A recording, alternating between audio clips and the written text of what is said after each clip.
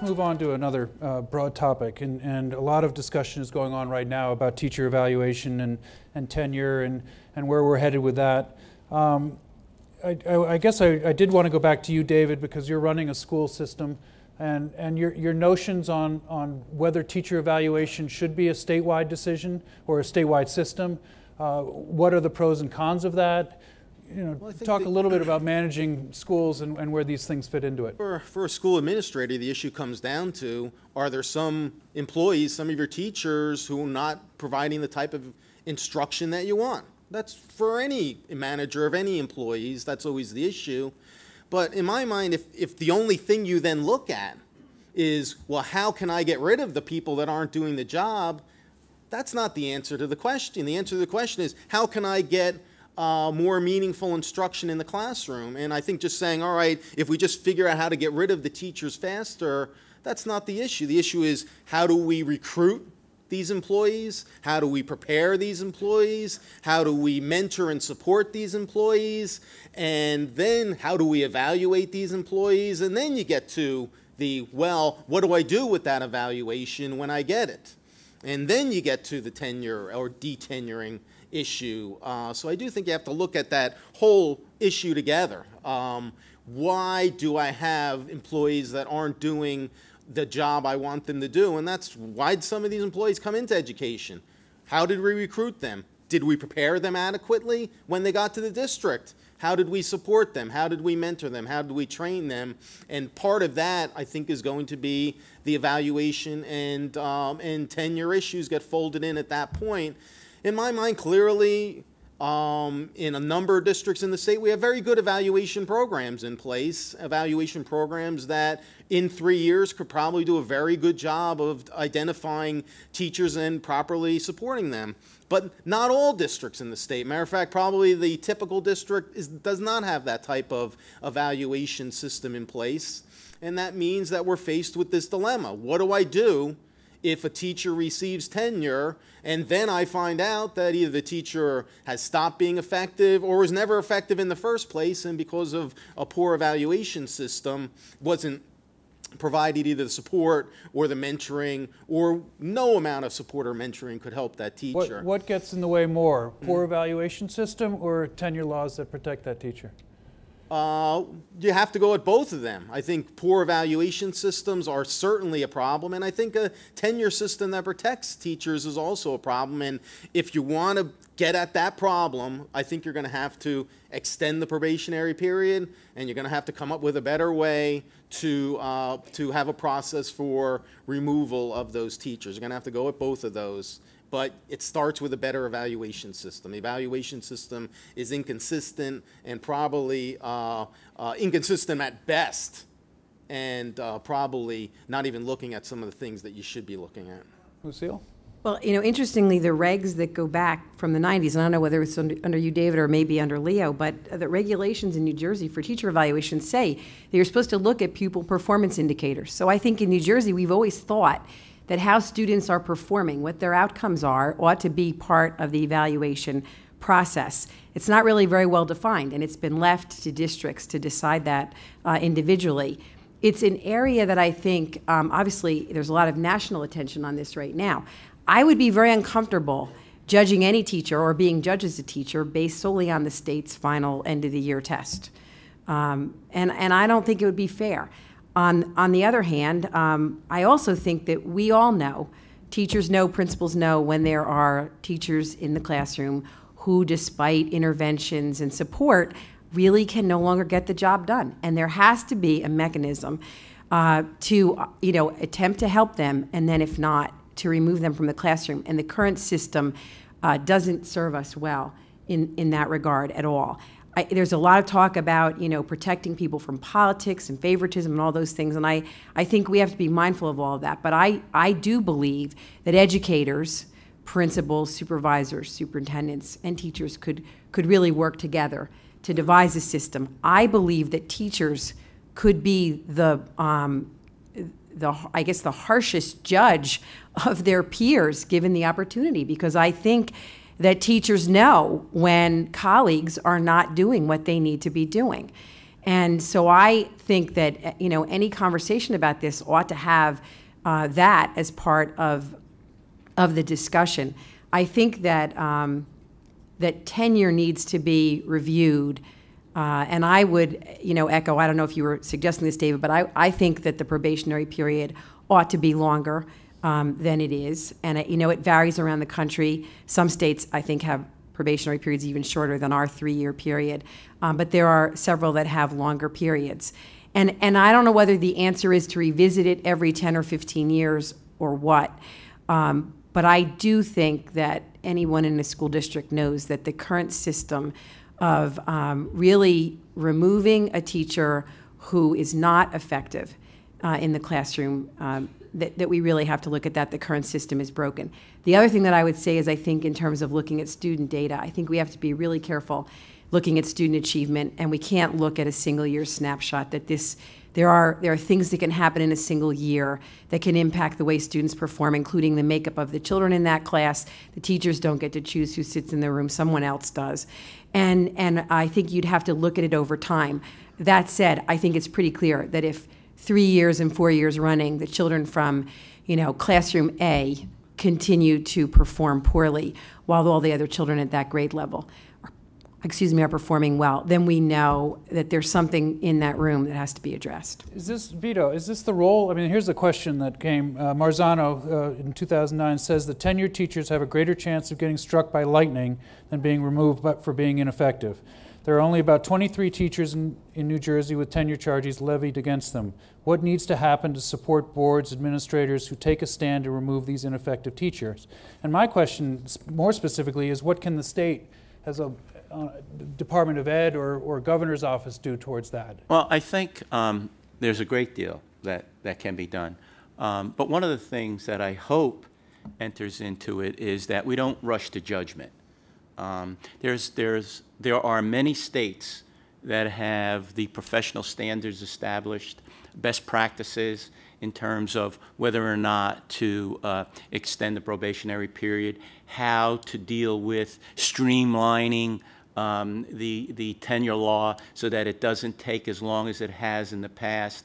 Having said all of that, if we're going to study this issue, and apparently we are, I just hope that whoever forms these committees incorporates in the composition the professionals that actually do the things that Dave mentioned, and I certainly agree with Lucille in terms of the test, one test being the core of how we decide how this teacher is performing, because we all know that teachers do more than just provide information for youngsters to take a test on. Having said that, if we don't have the professionals that are involved in the hiring, the observation, the evaluation of teachers, providing the assistance they need, and giving them examples, then it's shame on us. I mean, one of the things that I know many superintendents expect of their principals, at the very least, of the 3 observations, this is just an example. 1 unannounced, 1 invitation, and 1 announced. And then you sit down and you talk about growth, but certainly it has to be more than just test scores. And absolutely agree with Lucille, there are teachers in the building that if they had a committee of themselves, professional committee of standards, they would be the first ones to point out, if they were honest, Mrs. Jones is just not making it. And by the way, I know 10 years ago that... Do you see that really happening? I mean... Well, absolutely. As a matter of fact, there are states right now, and I learned this when I went out to the commission of the chief school administrators, chief school officers. There are states right now that have the data to look specifically at Mrs. Jones over a period of 3-4 years, and they know that if she's teaching 3rd grade, a majority of the 4th graders that were in her class, and math, if I may, can be highlighted, warehoused, and say, now, Mrs. Jones, here we have it. It's data. It's hard. It's not just 1 person, 2 people, or 3 people. Having said that, I believe that in my experience, I know that a rep would come in to defend this person as a result of withholding an increment or even trying to not renew the person. John. And their fear as union delegates is if we don't do what we're supposed to do in representing our member, they may sue us. But if you sit down and you show them the documentation, in more cases than not, you'll reach a happy median. And I don't know about the numbers of people that have been removed. I read that all the time. We have to look at it at a case-by-case basis. And let's be honest here, there are a lot more teachers doing outstanding jobs than those that aren't. So we have to focus in on the ones that need the assistance. But before we take any action against the teacher, we have to be absolutely certain that we have provided all the assistance that we could possibly give, and then be honest with ourselves. John, if Want I to could add just, something? I Yep. just want to say, Don't want I to jump to a think, new issue. yeah, I think that this is clearly a system that needs to be reviewed and carefully considered, and changes have to be made. I think we're probably all in agreement on that. The other thing that I would caution is being careful not to promote teaching to the test.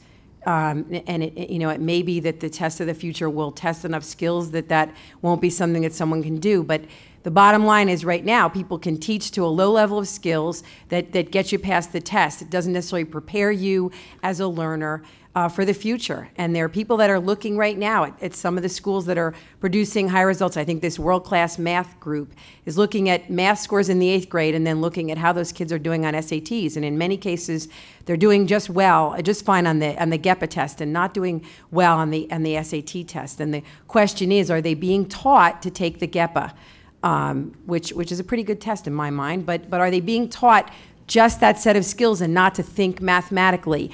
And those are also dangers that we can have if we put too much emphasis on tests. But I think we're all in agreement that this is an area that needs serious review and consideration. Let me just add. Okay, be quick, because we have a big very topic briefly. we haven't even broached yet. Yeah, I just want to add very briefly, I don't know what will ultimately come out from the commission that the governor has put together, but I can tell you that the vision we had with the Race to the Top application pretty much incorporated everything that everyone was saying here, from a commission which included practitioners so that you have that perspective, to a multiple of assessments that give you, real good data, and again, a longitudinal view on the students, so you're just not looking at absolute returns, but you're looking at how an individual student or actually a collection of students are growing, and whether that group of students learning is accelerating or slowing. If you see an individual teacher where it's consistently slowing, it suggests you got a major problem, and if that can't change, it suggests you have to remove that teacher. And I would add, as David said, that the bigger problem is perfecting this assessment mechanism, because Lucille said you have the legal authority to remove that teacher now if you clarify your definition of what educational sufficiency is, and you establish legitimate measurement tools. You have under current law the ability to remove them.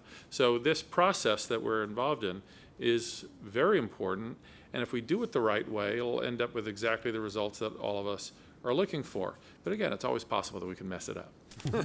A big topic, and certainly don't want to get out of here without getting into it, is school funding, obviously. And I wanted to go to you, Bill, talk a little bit about lessons of past tight times. It's not quite as tight as we're going through now, but you had to deal with these kinds of budgets in the past. I'm curious your sense of that. And I also want to bring up certainly Abbott versus Burke. We're sort of all waiting for the court to let us know when and if they're going to hear the case, but some folks have said Abbott is dead. Some folks say Abbott is alive as ever. Talk a little bit about school funding. I think what we've done in this state with funding is destructive. I think that it invites all kinds of last-minute political influence kinds of things. And most of the people with whom I've had the good fortune to work with in my roles have all said the same thing. Tell me what the rules are. Give me enough time to think about those rules, and I'll respond to them. But when you don't give people time and you spring on them at the last minute, here's something that represents this year's version of it. And it's usually some easy thing like across-the-board stuff, which is the worst thing you can do to promote any kind of equity. What you do is you negate any kind of planning, any kind at all. And I don't think that there ought to be a productive discussion about CIFA being better than the proposal that John Corzine and his administration did. I think we've had good funding formulas. We do a terrible job of implementing them. Look at the history of what's happened on implementing funding formulas. It's been shameful. Now, I do think that we all have to recognize the resource challenge that we have, and it's not going away, and it's not going away in a year or two. So that if you had a framework and people knew what that framework was, and they could have some guarantee that there would be some proportion of that they would get, then you would have people thinking about ways of using resources thoughtfully, carefully. I think the problem is not the source of money, although we would all like more of it. It's the unpredictability of the conditions under which we get them. And it's so counter to any of the kinds of decisions that good planning would produce. And I think if you also had some sense of what those rules were, you'd start to see some very interesting shared services. Let me ask. You'd see people doing things in very creative ways. Now what we all do, or what most of us did, find out at the last minute, different than what we thought, counter to what we've planned, and then we just hack away at things. No one is served by that. Now, I'll go to the Abbott part of this, if you would like. But go ahead. Well, let me ask quickly. You all ran departments that were accused of not providing the rules to school districts or too late. This is oftentimes there was tensions between school districts and the department over not knowing what was coming. Here's your chance to... Who do you think decided what the funding form? You think anybody here decided that? They didn't decide that. It was decided that we're not going to have the funding formula, whatever that is. Look, so yes, the school districts only know the people with whom they're working, and that's the department. And that's real unfortunate, and you can't respond well to if that's the way we're going to continue to do it. Now, with the resource level being lower than it used to be, the problem is more acute. That can't go on. People can't run a complex entity like a school district with the uncertainty that follows us every single year on what are the rules and how do we know reasonably what we think we're going to get. Speak to you. I know you wanted to speak to Abbott. Yeah, I do. Briefly, because others I'm sure want to as well. Yeah, I knew you'd get the briefly part of that. There are parts of the Abbott decision that, to me, represent some of the best things we've ever done in this state. Parts of it.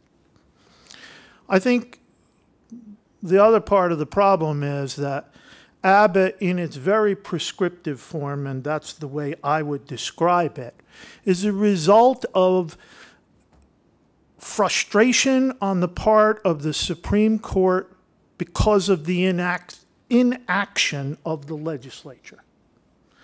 And when you have something as important as what Abbott is supposed to address, and you see that for years and years and years, there wasn't a response to that, then you end up with an over-response to that.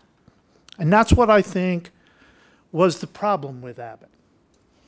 And I think every attempt to try and make some modifications in that was thwarted. And I think as a result of that, you have people conclude that Abbott has failed. I don't think you can conclude that. I don't think it's fair. I think that the good portions of Abbott, the good parts of Abbott, like early childhood, are going to continue. I think the idea that we ought not to just restrict the support to children who live in high concentrations of poverty to only those who are living in Abbott school districts is wrong. And I think that's something that we could revisit, build upon, and extend. Because the argument that Abbott has been a waste of resources simply is not true if you carefully analyze it. Do we have more things in Abbott, than we needed to really promote high student achievement? Absolutely. Were we able to change that easily? No. And that's part of the problem. John, A big part of the problem. if I could, I think that the SFRA, the School Funding Reform Act of 2008, really attempted to bring what was in Abbott that really was successful, early childhood to be one of them, but also extra resources for children at risk because of poverty to children throughout the state. The bottom line is, at the time that we did that work, more than half the children in New Jersey eligible for free and reduced lunch were living outside of those Abbott boundaries. And in fact, there were many districts that over the last decade had changed demographically, such that they had greater concentrations of poverty or children at risk because English was not the first language in their home, in far greater concentrations than a good number of the Abbott districts. And so I think that the idea of moving away from you're in with a label of Abbott and therefore you get extra resources for children at risk, to moving to a system where if you have children with those extra needs, then your district is going to receive extra resources, is an important one and a good move. And I think, I don't know, Bill, I don't hear a lot of people talk about Abbott not succeeding. I think we talk and have heard people talk about not using all the money necessarily efficiently and effectively. But at the end of the day, I think there's been a recognition that children at risk because of poverty or because English is not their first language at home need additional resources, and that the state ought to be the vehicle to provide those resources, because in most cases those communities cannot, through a local property tax, provide those resources. I think the other difficulty that we have is that we rely so heavily on local property taxes, and when the bottom falls out at the state level from a revenue perspective, it makes it very difficult to fund these formulas.